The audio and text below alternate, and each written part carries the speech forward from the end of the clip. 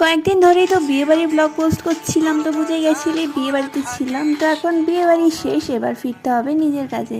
চলো আজকে সারাটা দিন ঠিক কিভাবে কাটে সেটাই তোমাদের সাথে ছোট্ট এই ভিডিওর মাধ্যমে শেয়ার করি। সকালবেলা বিছানাটা যদি না গোছানো থাকে আর ঘরটা যদি পরিষ্কার না থাকে, দিনটা যেন শুরুই হতে চায় না। তো স্নান টান করে এসে আগে ঘরটা গুছিয়ে নিয়েছি আর তারপর করে নিচ্ছিলাম ঠাকুরের জায়গাটা একটু পরিষ্কার। আমি জানি না কিভাবে আমার ঘরে এত ধুলো আসে, জানলা দরজা প্রায় সময় বন্ধ থাকে, তাও কিভাবে এত ধুলো আসে। তারপরে এই যে ঘরের মধ্যে পছন্দের কয়েকটা গাছ বসিয়েছি, যেখান থেকে ফুল নিয়ে প্রত্যেক দিন আমি ভগবানের কাছে দিই। জানো তো আমার ভগবান এইটুকুতেই ভীষণ সন্তুষ্টি, আমার জন্য যেটা করে ভালোই করে। আমাদের সারাদিনের মধ্যে কতই তো ভালো ঘটনা খারাপ ঘটনা মিলিয়ে মিশিয়ে অনেক কিছুই ঘটে যায়, কিন্তু দিন শেষে আমরা সেই ভালো ঘটনাগুলোকে নিয়ে আর কিছু ভালো মানুষকে নিয়ে হেসে খেলে দিনটা শেষ করি।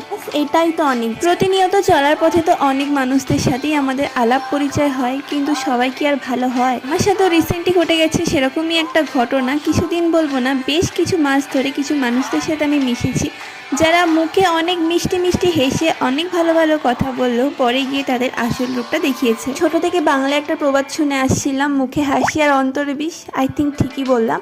তো হ্যাঁ, সেরকমই একটা এক্সাম্পল আমার জীবনেও ঘটেছিল। তো যাই হোক, ভগবান যেটা করে ভালোই করে, ওই সব মানুষদের থেকে দূরে থাকাই শ্রেয়।